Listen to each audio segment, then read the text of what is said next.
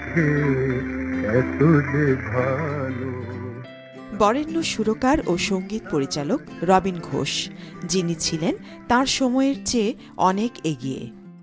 পৈতৃক বাড়ি নরসিংদীতে হলেও পিতার চাকরির সূত্রে রবিন ঘোষের জন্ম হয় বাগদাদে ১৯৩৯ সালের ১৩ সেপ্টেম্বর।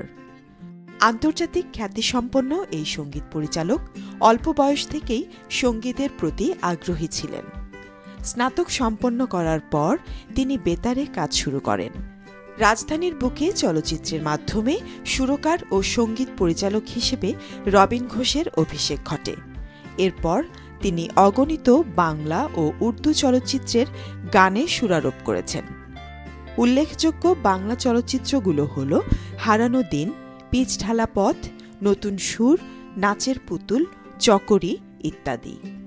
তার সুরে আমি রূপনগরের রাজকন্যা, আমি রূপনগরের রাজকন্যা, রূপের জাদু এনেছি, পিচ ঢালা এই পথটারে ভালোবেসেছি, পিচ ঢালা এই পথটারে ভালোবেসেছি, ফুলের কানে ভ্রমর এসে, ফুলের কানে ভ্রমর এসে, আয়নাতে ওই মুখ দেখবে যখন, আয়নাতে ওই মুখ দেখবে যখন। গানগুলি প্রচুর জনপ্রিয়তা পায়।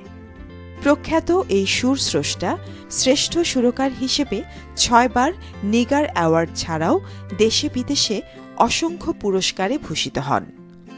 তার সহধর্মিণী শবনম ছিলেন উপমহাদেশের আরেক কিংবদন্তি অভিনেত্রী। তাদের এক পুত্র সন্তান রনি ঘোষ। সঙ্গীত ভুবনের এই নিভৃতচারী গুণী মানুষটি আমাদের সুরের জাদুতে মুগ্ধ রেখে ২০১৬ সালের ১৩ ফেব্রুয়ারি না ফেরার দেশে চলে যান। সুরে অবিনশ্বর রবিন ঘোষকে এনিগমা টিভি স্মরণ করছে বিনম্র শ্রদ্ধায়।